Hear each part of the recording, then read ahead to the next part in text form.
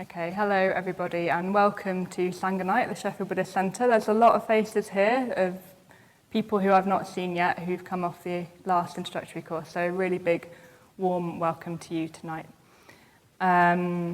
We are giving talks based on a theme called the wheel, the spiral and the goal, and this is the second talk in that theme. Vidanya gave an introductory talk last week, so if you weren't able to make it last week you can catch up on that on YouTube, but I'll give a little summary. My talk, my name is Moksatara, I don't think I said that yet, so hello and good to see you here tonight. My talk tonight is called Up and Down, Round and Round, the Tumble Dryer of Karma. Otherwise known, you may have seen on Facebook, it's been called Snakes and Ladders. So we'll explore this theme tonight. But first I'll give a little recap as to the introduction that Vidanya gave last week about the theme in general, the wheel, the spiral and the goal.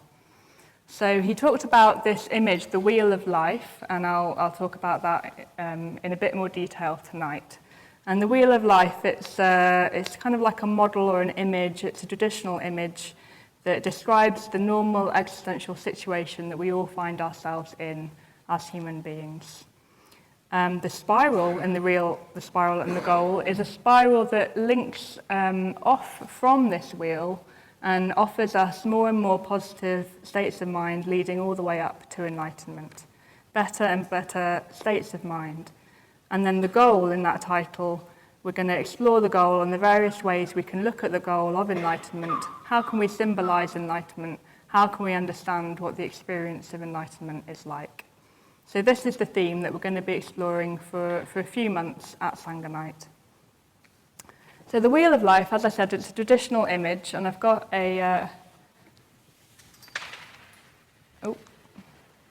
we've got an image that we have in the Buddhist Centre on the wall or in the bookshop all the time, and then here is another version of that image. It's quite a complex image. There's lots of detail in there, a lot of which you won't be able to see. If you want to, at the end of the talk, come up and have a closer look and have a look at all the figures and all the things that are going on in that image. So the wheel of life, it's a wheel. It goes round and round. If we're in the wheel of life, which as human beings we will all find ourselves on the wheel of life, we're going round and round and we're thinking we're getting somewhere, but we're not necessarily getting anywhere. It's cyclical. It just goes round and round. So it's a bit like you're lost in the woods.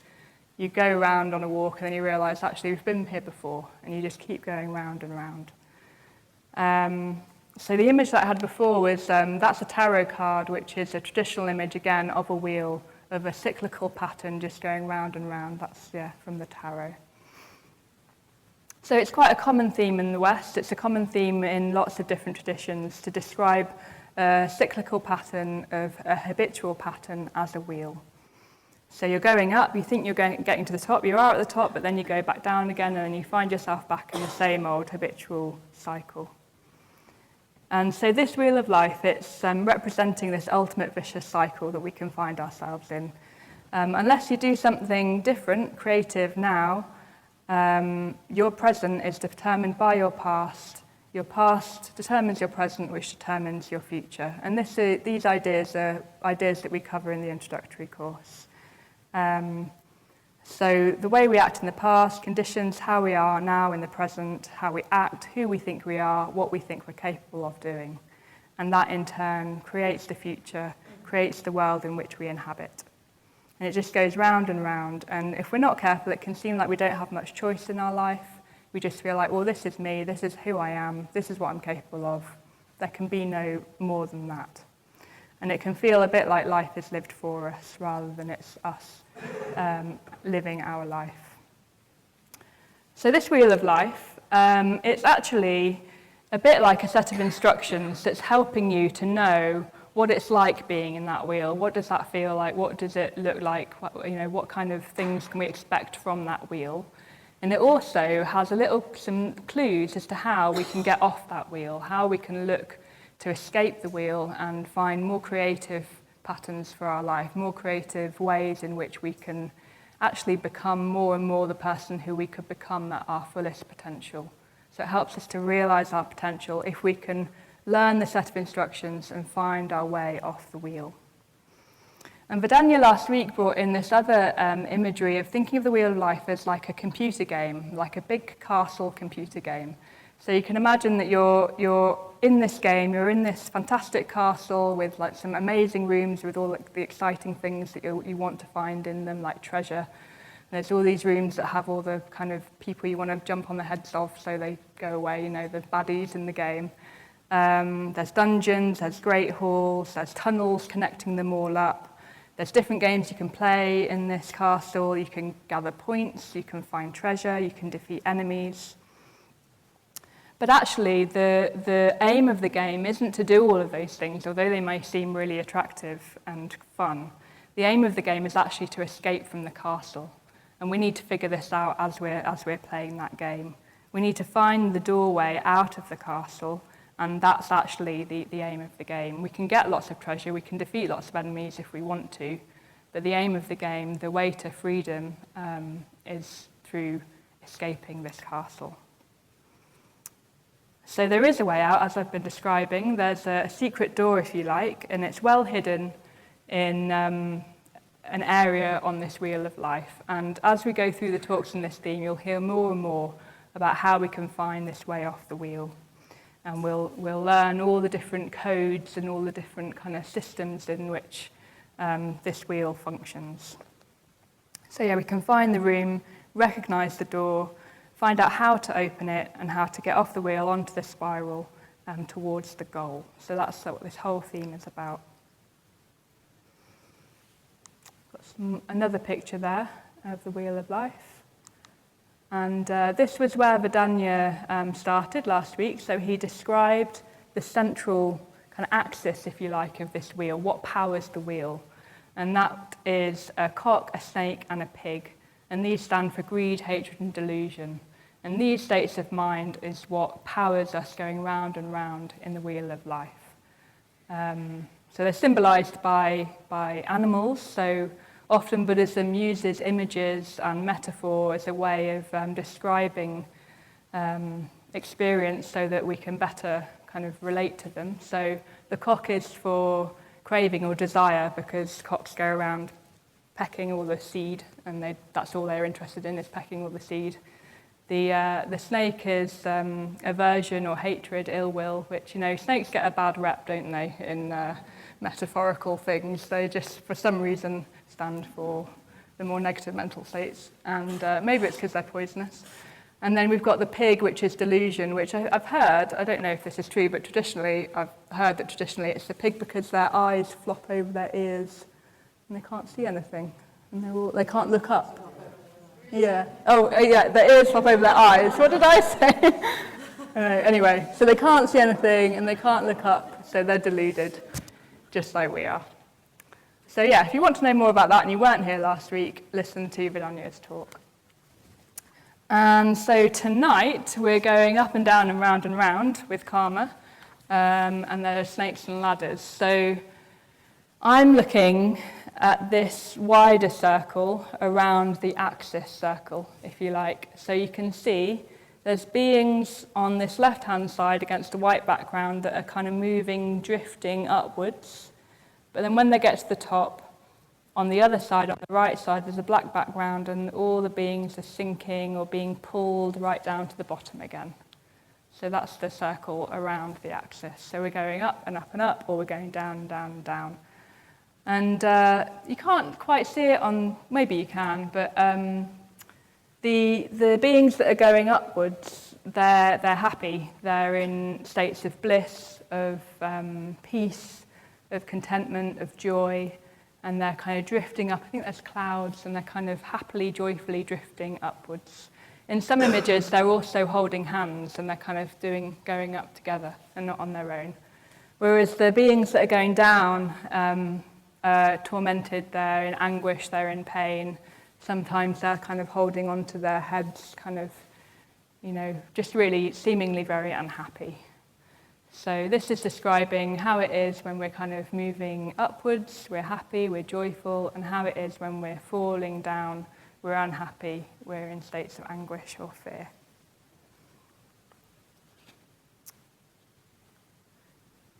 Yes, so we might be able to relate to that in our lives. We might know that sometimes when things are going well, when we're happy, we feel like we're floating, we feel like, the sky's the limit in a way.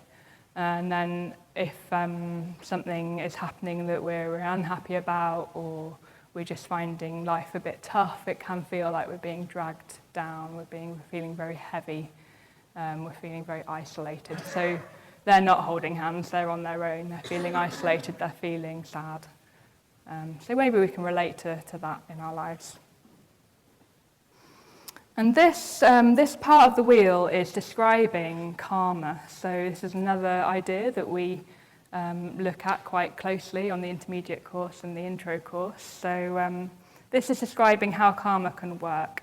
So everything's changing all of the time. We hear that on the intro course. We're changing all the time. We can't do anything about this. We can't stay still. We're always changing. No one can ever stay the same. And karma indicates that we can act in ways that help us to move forwards, to move upwards, to refine our states of mind, to become more expansive, more creative. Or we can become more cramped and we can have more negative mental states through unskillful actions. So according to this law of karma, the main thing that determines in which direction we move in is how we're acting, whether we're acting skillfully or unskillfully. And this part of this wheel of life is showing that law at work, if you like. We can move upwards, we can move forwards, or we can kind of fall back down again. And yes, how we act now creates the person we become in the future. Sometimes we talk about this as there's lots of different strands in our being, and these can become stronger or they can fade away. And it's dependent on what we identify with, what we put our energy behind. So if we have a kind or generous impulse, if we act on that, then we're strengthening that skillful wish to benefit ourselves and other people. If we're unkind or a bit stingy, we're supporting those aspects of ourselves that want to keep us separate and may lead to more negative mental states. And the whole world that we experience will be determined in the way that we act in this way. So if we act positively, skillfully, our world may seem lighter, may seem more connected. If we're unskillful, it may seem darker. And that's, again, what this part of the wheel is describing. So traditionally, karma is linked with rebirth in Buddhism. But we don't need to believe in rebirth, that, once we die, we'll have another life after that. If you don't believe in that, you can still believe in the law of karma. So we see karma at play in our lives here and now. Karma is, it just is. If we act kindly, generously, we may feel, I hope you have this, this will be one of the questions that we can talk about in the discussion group. You feel more connected, happier. You see the positive effects in those around you, and vice versa. So this law of karma that we're talking about, it's one application of a truth of interconnectedness. You don't get points for noticing bits of the intermediate course, but if you did, you'd probably be getting a lot of points right now. So we talk about interconnectedness on the intro course as well. So we're not fixed, separate, or isolated, and nothing is fixed, separate, or isolated. So we're all connected in ways that we might not always realize. And the consequences of our actions, they ripple out. They affect us, they affect people around us, they affect the world. So if you're walking down the street and you smile at somebody, they might smile back. You never know, they might kind of smile at the next person that they see, and that ripples out. That kindness, that generosity of spirit, that ripples out. And similarly, if you frown at someone or you speak a harsh word, they might find they feel, hurt by that, or they might be not in such a, might be in a grumpy mood themselves, and then they'll interact with other people, and you can see that ripples out. And we don't always know, we can't know how we're acting, how those consequences are rippling out, but they do. And I've got an example that I've given before about this, where I was on retreat and in Shropshire, and I was out at dusk. There was like quite a pretty sunset, so I'd gone out at dusk. And I looked up at the sky, which was, really clear blue sky, dark blue sky at dusk. And I just saw there were all these mosquitoes kind of flying directly above my head. I was like, oh, okay, there they are. I wonder why they're there. And I just kind of took a step to the side, and I looked up, and all the mosquitoes just went, and there they were. And I was, oh, that's interesting. So I took a step back, and the same thing happened. And I just played around with it for a bit, and then I decided to run over to a different area of the garden, and they didn't find me. So I did get a little mosquito bite, but I thought I was willing to have that. It was worth it for the experiment. But yeah, so I don't know. There's all these things that might be happening as a result of me doing whatever it is, whether I'm just standing in a garden. That I don't know. Maybe that was my body heat. That's my I'm not a scientist, but that's what I think was happening. And you just don't know. You don't know the consequences of your actions, but there are consequences. So this is how the law of karma works, and the way in which interconnectedness plays out within the law of karma. And the way karma works and the way interconnectedness kind of functions in this way lies, we can explain that through the Buddhist teaching of conditionality. So I'm going to talk a little bit about this word conditionality now during this talk. So yeah, interconnection, the law of karma, the whole wheel of life, the spiral path leading off the wheel of life towards enlightenment, all of that has its basis in this teaching of conditionality. So I've got a... So karma means action, and now I'm talking about conditionality, which is sometimes described as conditioned co-production. These are quite long words that we wouldn't normally use, or dependent arising. So conditioned co-production, dependent arising.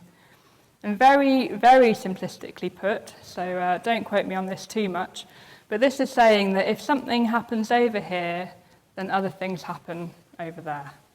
So, and then if this stops happening over here, that stops happening over there. So does that kind of make sense?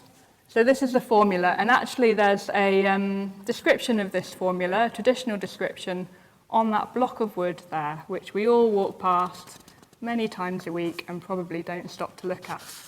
So do stop to look at it, and it's a beautiful inscription of this formula. So I'm going to read it out. This being, that becomes. From the arising of this, that arises.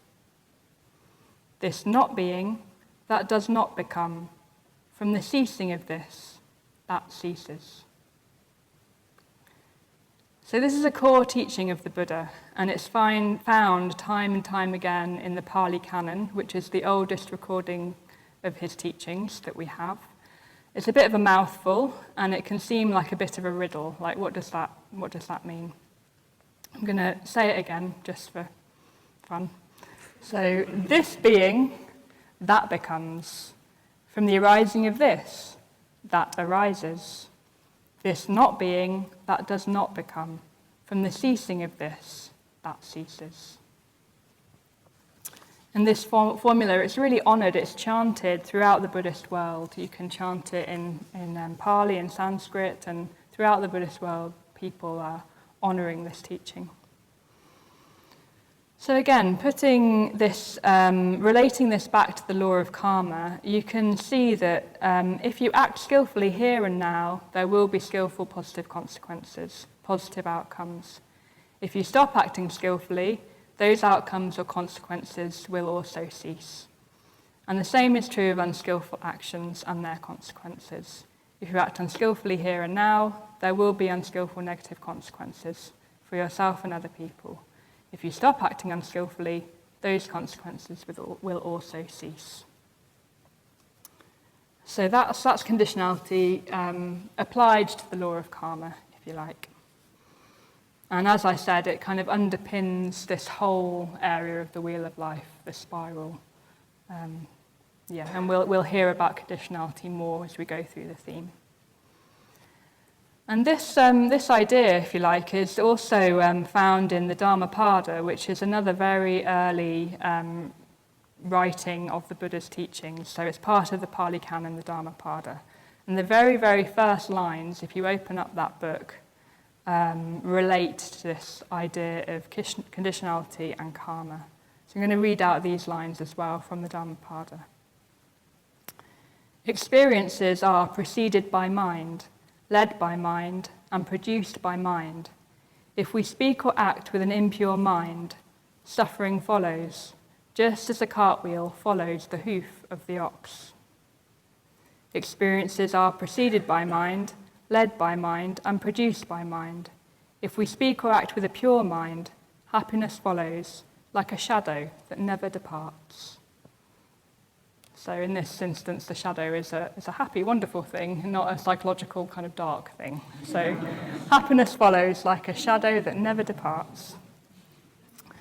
So with impure and pure there, you can just substitute that with skillful and unskillful there. You know, it's a translation that applies to karma in that way. So these words, they're highlighting the importance of our mind, our mental states, and the intention behind our acts of body and speech. So conditionality, it's not the same as cause and effect. The way I'm speaking about it, you could probably think, well, this is cause and effect. This is, you know, an apple falls from the tree and it lands on the ground kind of stuff. But actually, conditionality is complex and subtle. There's always a vast set of conditions, so it's not always easy to predict, it's not always easy to see cause and effect, if you like, because there's all sorts of interrelated, interplaying conditions in any situation, all interacting with one another. But we can choose how to act within that complex web of conditions.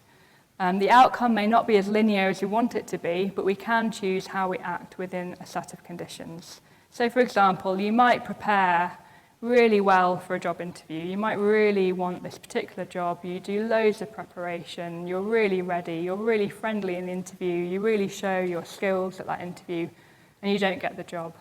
So that's not an ethical kind of situation, but you know there are conditions at play there that you're not in control of, that you can't necessarily change who ends up getting that job, although you've put in loads of preparation. And I had an example of this where, not of the job interview example, but of this kind of area where I was with a friend and I kind of teasingly made some kind of joke, and that friend took it quite personally and felt quite hurt by the joke that I'd made. And I was like, oh, I didn't mean it, I really didn't mean it. And I didn't mean it. My intention wasn't to cause harm. So you could say that that wasn't unskillful, although, again, it's complex and subtle. Generally, I think my humour has changed as I've looked to cause less harm to other people through my words and my speech. I've become less harsh with my humour. But at that point, I didn't intend to hurt, and yet that was the outcome. But interestingly, that made me realise that actually there are times when I do use speech that I am intending to harm people. And that was really quite a kind of salutary, kind of humbling moment. Because there I was going, oh, I didn't mean it. And I was like, gosh, sometimes I do mean it. And, that was really interesting. So yeah, you can't always control the effects of your actions. Your intentions matter. And there will be consequences to your actions. It might not always be easy to track it or predict what they're going to be within conditionality.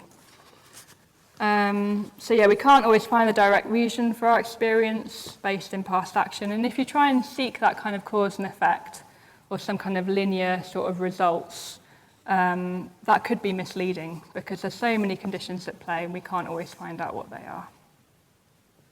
But what we can do instead is just pay attention to bring awareness to our current actions, our states of mind at this moment, and look to act as skillfully as we can, as often as we can. We can lend weight to the strands in our being that are more expansive and growthful. The kind, the generous, the honest aspects. And if we do that, more and more we'll live in line with our most positive values in life, and that will have an enormously positive effect for ourselves. It will also benefit other people. So yeah, we can sort of like make it our business to act with skillful intentions here and now. and we can trust in the practice of awareness, kindness, compassion to allow ourselves to strengthen the positive strands in our being. But, I've got a but now. So, but not everything that happens to us, not every experience in our lives is a result of our previous actions. So not everything in our lives now is a result of our previous actions, a result of our karma. So this could sound quite alarmingly contradictory right now, because there I was explaining how, we act in conditionality and we can trust the results that come. But not everything that happens to us is a result of our past karma. So karma is just one strand of conditionality, and it's a very important one for our spiritual practice, but it's not the only way, it's not the only strand that determines what happens to us. So the karma strand, it's just one way in which conditionality functions. And this is brought out in a teaching of the niyamas, which is another word. And actually, as I wrote this out, I thought I should check my grammar, because I'm not totally sure you can make it into a plural. It might be niyama, it might be niyamas. I'm not sure. I don't know if anyone can help me with that. Everyone's looking a bit confused. You can pluralize it. Great. Okay. I'm just getting a thumbs up. It's fine. So niyamas. There's a few of them. You may be able to put an S on the end of the word. You may not. So what are these niyamas then? So these are different processes, different strands within conditionality. So as I was just saying, karma, the karmic strand is just one strand. So the niyamas are sometimes referred to the different orders of conditionality, the different ways in which these processes order themselves in our lives. So I've written them all up there. Maybe I'll just read them out straight up. So there's inorganic physical, organic physical, cognitive, instinctual or psychological, ethical and spiritual or progressive. And these words here are the Pali words for these niyamas. So if you like Pali, you can see these utu, bija, mano, karma and dharma. So yeah, I'm going to explain these. So the inorganic physical strand of conditionality, this is referring to the regular workings of the physical world. So this is atoms and molecules, the planets in our solar system. They all arise on conditions, and this is describing the way in which that all functions. So physics, chemistry, for example. Edward, you're a kind of chemist-type physical person, aren't you? You put some kind of chemical into another chemical, and something happens. Okay, so that's inorganic physical. Now, organic physical. So organic physical is the patterns by which living beings, like us and animals and any other living being, we're affected by biology and by ecology. So this is looking more, so we've done physics and chemistry, got the GCSEs and those. Now we're getting biology. So Edward, I'm going to ask you for some help here as well. So how can we describe biology? So the cells in our body, we might come into contact with a virus, for example. There's a lot of colds about probably in winter, and sometimes our body reacts to those viruses that come into our bodies. Biology. I did actually get a biology GCSE, but you might not realise it. So, cognitive, instinctual, psychological. Now, I did a psychology degree, so let's see if I'm any better on this one. So, no, this is including cognitive and perceptual aspects. So, this is the workings of the mind. There may be subconscious processes that we're not aware of. There might be past conditioning, things that have happened to us in our early life that have conditioned the way in which we are now. So, this is the cognitive, instinctual, psychological processes. And I have a friend who said that she wanted to get a T-shirt that said, "Do not underestimate the mano-niyama processes."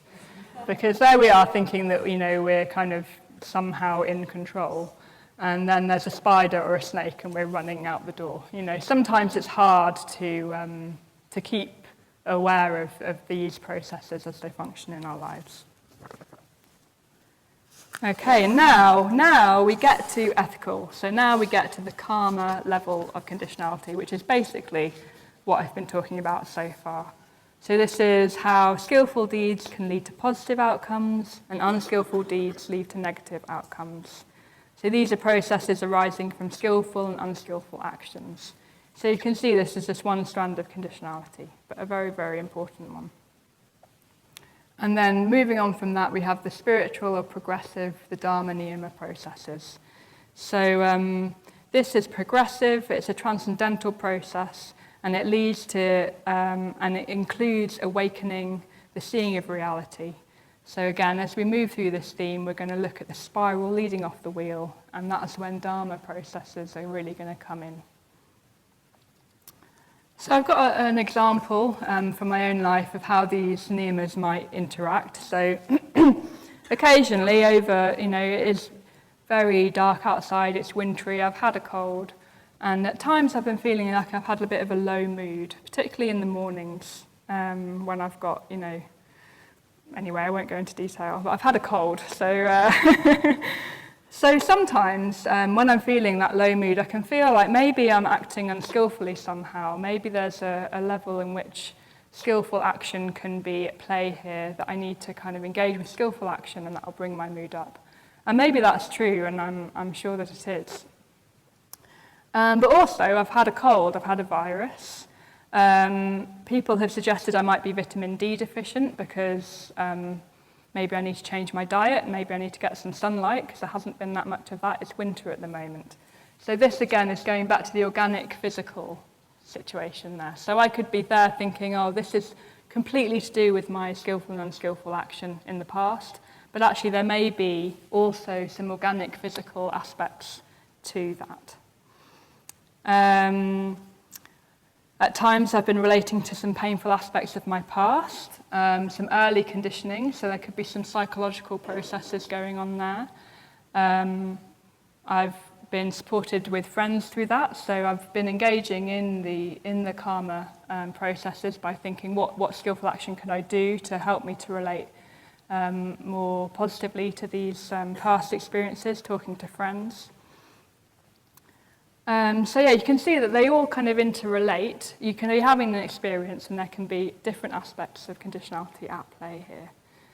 I've also been watching less YouTube. Those of you who know me very well, I hope you feel really proud, because I can be quite addicted to YouTube on my smartphone. So I grew up with a TV in my room. Then I managed to not have a TV for many years and hardly watched anything. And then I had a smartphone and I had like a TV in my pocket. And there was YouTube with all the exciting, wonderful things to watch. So I've not been watching YouTube as much. So there are some karma niyama processes in there. But interestingly, because I've been watching YouTube so much over the years, I have enjoyed that. And there's been ways in which I've met needs within myself to have kind of joy, like listening to music and things like that, things that I like, following up on the things that I like. So sometimes I've been aware that my low mood is actually possibly a really positive outcome of changing my habits in this area. So you can't always see, like, as I was saying, the linear thing. It's not always that linear. I've had a skillful action. In a way, I'm experiencing something you could see as negative, but actually the low mood, I think, is just me coming more into contact with how I am, and not blocking how I am as much through watching loads of videos. So there you go. It's not linear. There's loads of different levels going on, and this is important. So karma is just one of the ways in which our experience arises dependent on conditions. They're interrelated. So ethical actions, our skillful actions, they are crucial for our development. We are always changing, we're always moving. And it is within this karmic level of conditionality that we can help to steer the direction of our lives. We can choose how to respond to things that are happening here and now. And then we can move towards these Dharma Niyama processes that later in the talks we'll explore. And what's really important about this teaching of the niyamas is that not all that happens in our lives is dependent on our skillful or unskillful action. That is really important because it can guard against some wrong views that can come in when we're thinking about karma. So there's a few wrong views. So one is that life is like somehow kind of controlled, if you like, or there's somehow an aspect of destiny in our lives. So this can lead to feeling like we don't have a choice, or we don't have any way of directing our life, that it's all destiny, that karma will just happen and there's nothing we can really do about it. So that's a wrong view of karma that these niyamas are helping us to work against. It is complex, there's all sorts of things going on, and we can choose to act skillfully to kind of guide and steer our lives, but it's not destiny. We do have choice.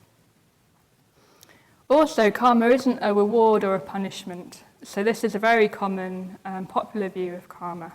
So there is no authority. There's no kind of karma kind of monster or god up there being like, oh yes, you're very good, you're very skillful, have lots of lovely things in your life. Or the other way around. It's not reward or punishment. It's just a strand of conditionality that we can choose to work with. And there are many different processes at play. And another wrong view of karma can be that it determines everything that happens to us, as I've been saying. So if we are oppressed or disabled, or we have illness, or there's an accident, sometimes people can feel like, oh, this must be my fault. There must be something that I've done that's brought this about for me. So this is a wrong view of karma. And the Buddha was very clear on this point in the Pali Canon. One person called Sivaka asked him about this because he was aware of some people who were taking quite a literal translation of karma and kind of spreading that around. So Sivaka was asking about this literal way of relating to karma, that everything, every single thing that you're experiencing in your life is a result of your past action. And the Buddha says, back to Sivaka, saying that whatever a person experiences, pleasant, unpleasant, or neither, all this is caused by what was done in the past. They exceed what is known by oneself. They exceed what is considered true in the world. Therefore I say that those people are wrong. So there's the Buddha on this point. He also says to somebody else on this point, similar point, whoever says that it's only karma that oppresses beings is wrong. The ignorant go too far when they say that everything that is experienced is produced as the fruit of karma. So again, like that experience I was describing about my low mood, that's quite a fairly mild example of having a bit of a cold and being a bit low for different reasons. And what I noticed changing in that is as soon as I kind of came into contact with people, whoever that person was, I felt really lifted. I think I was just, a bit like, just wanted to have a chat. So, but that's a mild example of this. So there are more serious situations like major accidents or severe illness, and we need to allow for the different functions of conditionality in these situations. For example, the inorganic, the organic. We're not ethically responsible for everything that happens to us. Other people aren't ethically responsible for either what happens to them or what happens to us. There's all sorts of strands of conditionality. However, having said all of that, we do need to take karma seriously. So it's not the only factor, but the ethical nature of our body, speech, and mind, they have a big impact on our future experience and our future happiness. So there's a few ways in which we can pay attention to our actions, pay attention to karma. So one way is that there are actions that are known as heavy karma or weighty karma. So these are weighty acts that would have a really major impact on us and other people. They're associated with powerful emotions. So these are acts that carry a strong emotional charge. So this could be killing, violence, harsh ill will, or very strong craving, neurotic craving, destructive craving that's harming ourselves and other people. And these are acts of body, speech, and mind, as I've been saying. So even mental acts can have karmic consequences in this way. So if you wish that somebody else was dead, that won't have such a major consequence of actually killing them, but it's still a very strong element of your mind. It's a very strong emotion to have in your mind to wish other people harm or death. So it's not great either. So you're not killing anybody, but if it's in your mind that you would like somebody to die, that's very strong, heavy, weighty karma. Then there's habitual karma. So this is acts that we're doing over and over and over and over and over and over again. So these are minor acts in themselves. They're not strong, weighty, heavy karma actions, but because we're doing them lots and lots of times, they might seem insignificant at the time, but they're all accumulating, they're all adding up. So small actions accumulate, small addictions, untruths, irritable thoughts. Similarly, generous actions, they might just be very small generous actions, but they're all accumulating. And there's an analogy of water dripping into buckets here. So unskillful actions are like a little drip of water into a bucket. It seems insignificant, but slowly, slowly that bucket fills with water. And the same with skillful actions. It's just a little drop, but it soon fills the bucket. And I was walking in the peaks at the weekend, and there was a really good example of this kind of thing when I was walking up the path to Wynn Hill, I think we were at. And there were all these grooves in the path, and I think they were worn away by water, just trying to find their way down the hill. And then some cyclists, some mountain bike people had come and gone through those grooves as well, and you could see the tyre tracks. And together, the water and then people walking, probably trying to find the best way to walk, is just creating these grooves. And we can see that in our own being in a way. We're kind of creating grooves that we just find it easier to go in. You know, it's just where we find ourselves going because of where we've gone in the past. So these can become quite deep currents of volition in our being, and before we know it, we're just kind of whoosh, we're going in that direction. And they're created by repeated patterns of action, speech, and thought. So that's why everything that we do now can really work either against these unskillful habitual patterns or these skillful habitual patterns. And even if they're slight little, seemingly, just keep going, and that will kind of wear the route for us. Another area of karma that is very important is known as death proximal karma. So this is, death proximal means your actions of body, speech, and mind when you're close to death or at the moment of death. And traditionally, this is seen as important because it will determine what happens to us after death. Whatever you believe about that, whatever, as conditionality, you know, as I was describing, this being that becomes, there's a kind of continuation of what happens now to what happens then. So traditionally, death proximal karma will determine something of what happens after death.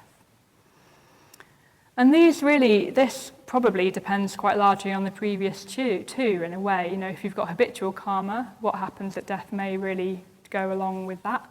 Or if there's some heavy, weighty karma in your life, that may come into relevance at this point.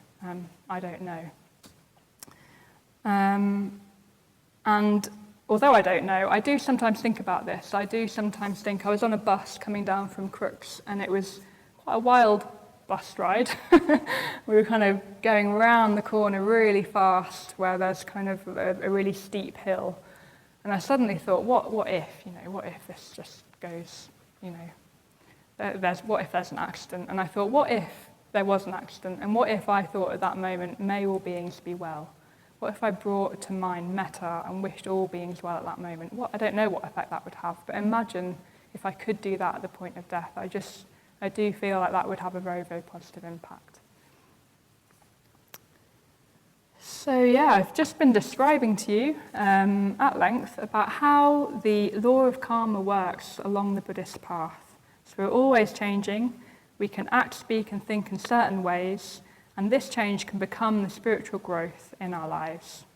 We can't just hover or coast. We're always either moving up or moving down, moving up or moving down. In this karma strand of conditionality, it's encouraging us in our practice of ethics. So how do we work in the karma strand of conditionality? We can take on a system of ethics, an ethical practice. And again, this is something that we explore in the introductory course. So in Buddhism, we have the 5 precepts. You can take on that system of practice of the 5 precepts. You can try them out. They're training principles. It's a discipline. You can commit to them. You can see how trying these out affects your life. And they are training principles. You're not going to be able to not do all the unskillful things and do all the skillful things straight away. It's a training. And sometimes skillful action is known as being beautiful, as being kusala. So sometimes we can know which path to take by just refining our sensitivity to what is beautiful in our lives and go more in that direction. We can reflect on the consequences of our actions and go towards the beautiful. And we can also meditate. So through meditation, we're bringing more awareness to our acts of body, speech, and mind. We're reflecting on them. And meditation in itself is a very skillful action. Sitting down to meditate, that is positive, skillful action. It's a positive intention, and that intention is powerful, especially when we repeat it over and over again. And even if we don't seem to get much out of the meditation at the time, we may notice the effects in the rest of our life. And just having that intention to meditate, to bring awareness, bring kindness, compassion into our lives is skillful. The mindfulness of breathing, we're practicing ethics, we're strengthening awareness, metta bhavana, we're again bringing that very, very positive intention of wishing people well. And come back after the break for the metta bhavana.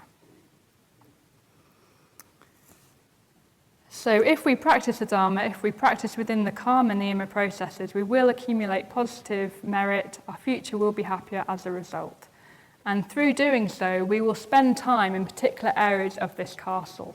So this talk does lead on to the rest of the talks coming up in the next few weeks. We're going to explore all the different realms on the wheel of life. So different realms, and the way that we act now will determine what sort of realm we can experience in life. And this is really important because if we can find our way into particular realms of the wheel of life and then into one particular realm, we can find the doorway off the wheel and onto the spiral. So our ethical, karmic actions do really matter for the rest of this theme, the rest of the wheel of life. And it need not be, this talk was the tumble dryer of karma, the snakes and ladders. And actually, our life need not be so random as that. You know, if you're in a tumble dryer, you're kind of careering all over.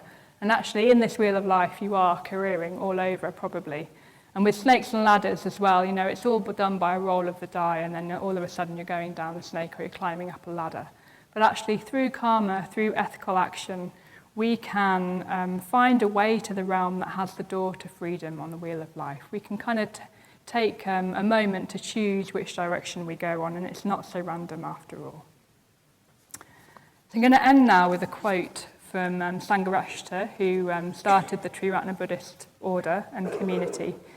And this just sums up what I've been saying. So just listen to this quote and then we'll finish. The significance of this vision is quite clear.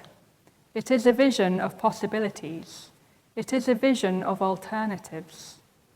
On the one hand, there is a cyclical type of conditionality. On the other, there is a spiral type of conditionality. There is the reactive mind on one side, and on the other, the creative mind. One can either stagnate or one can grow. One can either continue to revolve passively and helplessly on the wheel, or one can follow the path, climb the ladder, become the plant, become the blossoms. Our fate is in our own hands. Thank you.